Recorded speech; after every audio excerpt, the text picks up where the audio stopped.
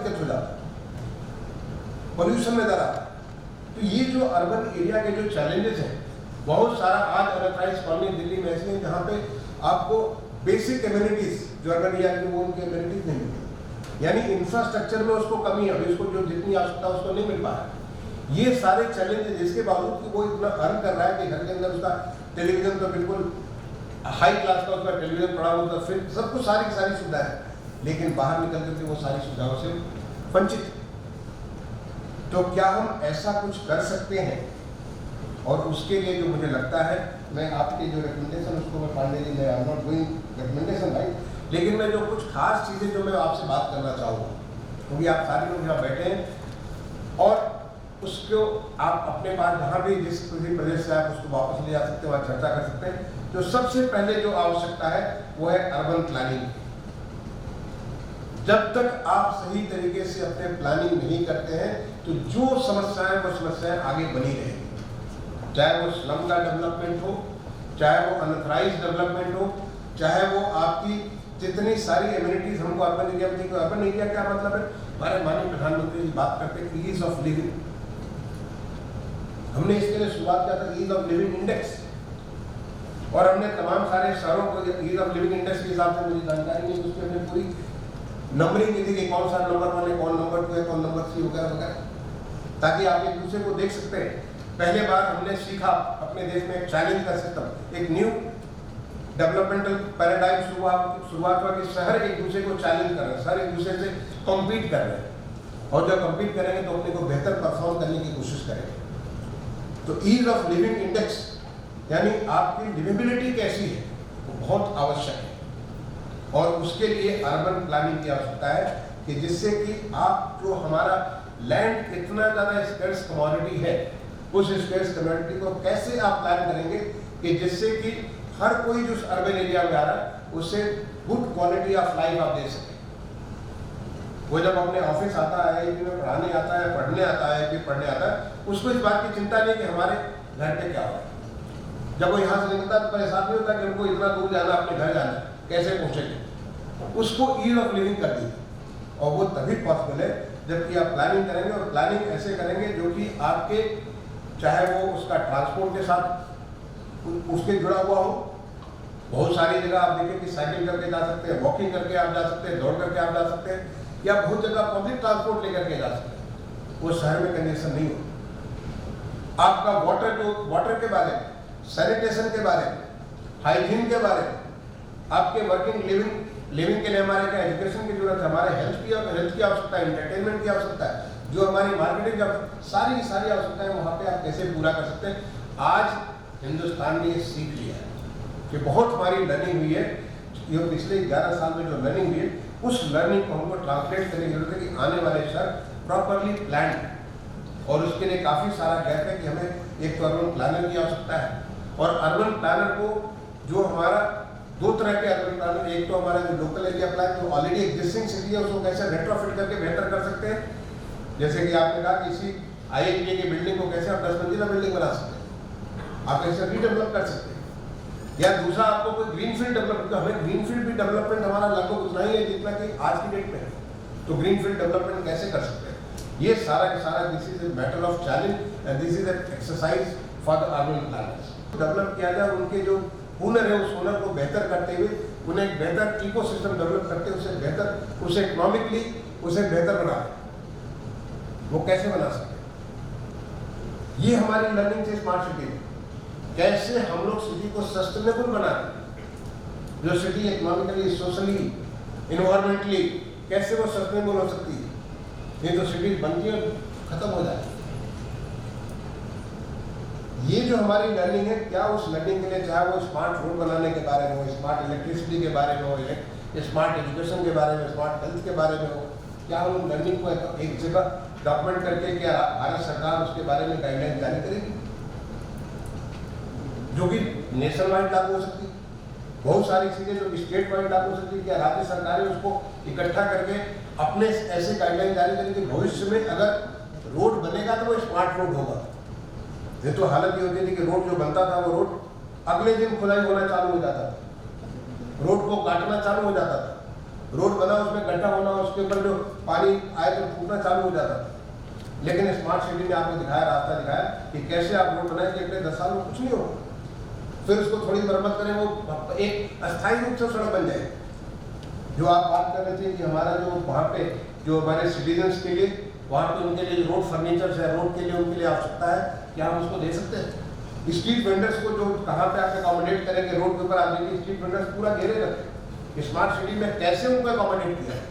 क्या आप इस लर्निंग को आप ट्रांसलेट कर सकते हैं पूरे राज्य भर में? क्या हमारा स्मार्ट सिटी जैसे लेटर से बनारस ही स्मार्ट सिटी है, तो क्या बनारस का smart city can become a light house for rest of the cities around it? आने वाले जो उसके 60, 70, 80 सिटीज उसके आसपास उन शहरों पर लाइट हाउस बन सकता है। जब वहाँ पे समुद्र में शिप चलती है तो शिप के लिए ऐसा नहीं कि हर शिप के लिए अपना अपना लाइट हाउस होता है। एक लाइट हाउस होता है जो सबको बताता है कि आप इस रास्ते चलोगे तो आप यहाँ पे पोर्ट पे आप पहुँच जाओगे। तो क्या ये सिटी हमारे लाइट हाउस बन सकती है आसपास के लिए? क्या हमारा जो स्मार्ट सिटी मिशन है, can that mission be converted to movement, that आने वाले समय में हमारे फ्यूचर के जितने भी सिटीज होंगे, आपने कहा future ready city, yes that future cities they are all smart cities. जिस दिन हमने इन लर्निंग को ट्रांसलेट किया, वो लर्निंग हमारी आगे आने वाले सारे शहरों को स्मार्ट कर देगी। एक चाइनीज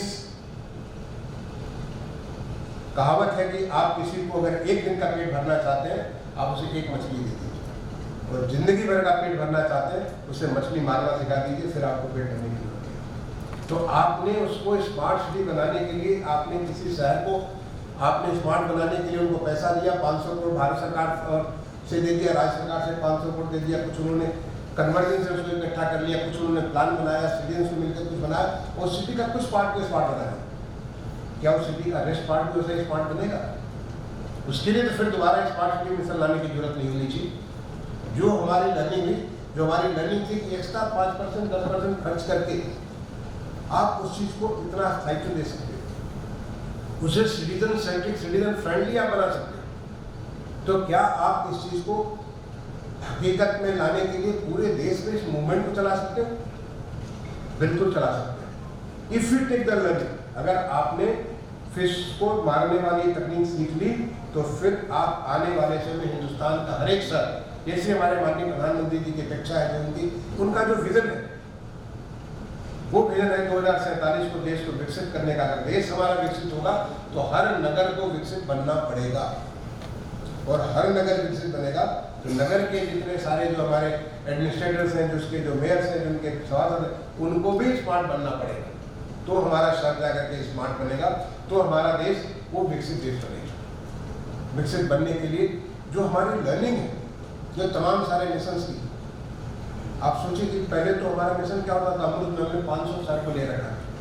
अब आज करीब 4900 शहर में हिंदुस्तान के सारे शहरों को अमृत को वी मेक द सिटीज, हर एक घर में पानी भी पहुंचेगा, हर एक यहाँ सीवर की व्यवस्था भी होगी। और सीवर में हमने पहले केवल सीवर एंड एसटीपी होता था, FSSTP आपके राज्य में उड़ीसा से जाके हमने इसकी शुरुआत की थी। बहुत बढ़िया काम आपको जिताबाद और पूरे देश भर में फैल गया।